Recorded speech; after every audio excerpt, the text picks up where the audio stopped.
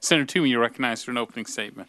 Thank you very much, Mr. Chairman. You know, I think people viewing and listening to this debate might really wonder which version of this tax cut and reform bill should they believe. Is it the tax increase on middle and lower income families, as some of our Democratic colleagues has characterized it, or is it the tax cut that my Republican colleagues and I have described it as? So let me just suggest that actions speak louder than words. There's a relatively simple way to get to the truth of this.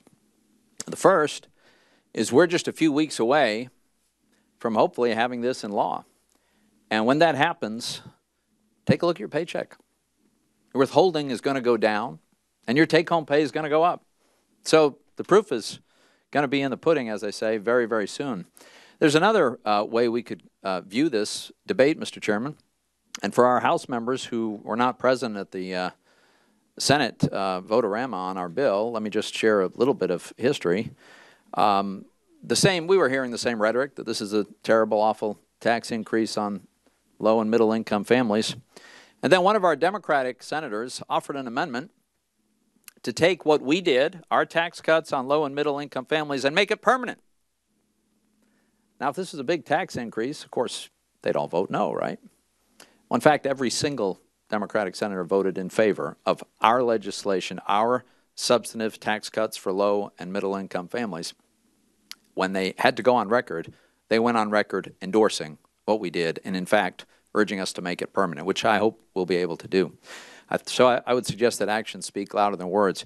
Let me also talk a little bit about the growth, Mr. Chairman. We've got a modest net tax cut. It's on the order of 2% of projected revenue over the next 10 years. But that's a misleading way to think about it. It's really a very dramatic tax reform. It's a restructuring of our tax incentives that is going to encourage a huge increase in invested capital. Invested capital, what that means is business putting money to work, buying equipment, buying vehicles, buying machinery, buying the kinds of tools that allow them to grow the productive capacity of their business. And all of those things require workers to build and require workers to operate. That's why this is going to put increased demand on wages. And when you do that at a time when unemployment is something on the order of 4%, you necessarily put upward pressure on wages, bring people back into the workforce.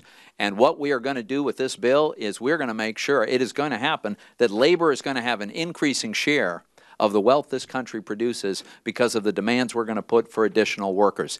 This is terrific policy for the people we all represent. Mr. Chairman, I want to thank you for your leadership in this and look forward to its prompt passage. Thank you, Senator.